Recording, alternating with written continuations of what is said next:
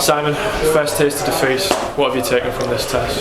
Yeah, look, I don't like losing anything, but all pre-season has been about is trying to sort of look at positives, look at negatives, a learning process all the time, both about the players, about the team, about the system, about myself, and just because we've lost today, that hasn't changed the ideas that I've had from day one. So, learning curve for everybody, and today will be a good way in a way, because it gives us a way to focus on what we need to do for next week, how we need to improve, and what I've learned about individuals, which I've learned about nearly every game that we've played this pre-season and every day we've trained as well.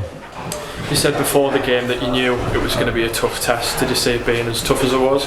Well, I knew Busted, I knew Mags how to play, and we went to start with in a 4-4-2 to try and get our players into the game, but we knew we might get overloaded, and that was the case. So, well, I take responsibility of that. If that was a proper league game, I wouldn't have played 4-4-2, but I wanted to get players some game time, manage time, and also know sort of what we need to do better against different systems. So yeah, that's probably contributed, and I'll take responsibility for that.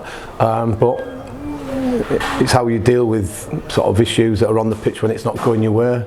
And again, I've learnt things about the individuals and the units that we've worked on for 6 weeks, even better now after today's result. What was your message going into half-time, 2 goals down? Well, obviously we changed the system halfway through the first half because I felt we were certainly getting too overrun.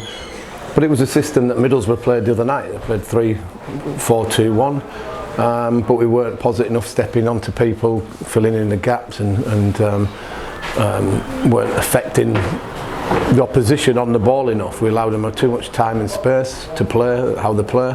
So that was something that we addressed, but also we knew that we had to address that we have to be better with the ball as well. We're too slow, passed it too slowly, too many touches, which allowed South Shields to get the shape back, and hence why we didn't probably create as much as we wanted to do. But again, part of the learning curve of pre-season.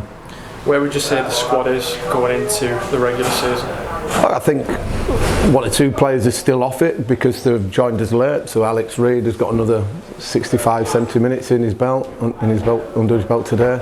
Mike Daly got another 45. So there's a few players that are not where we all want to be, but that just comes with signing players when you do in the summer window.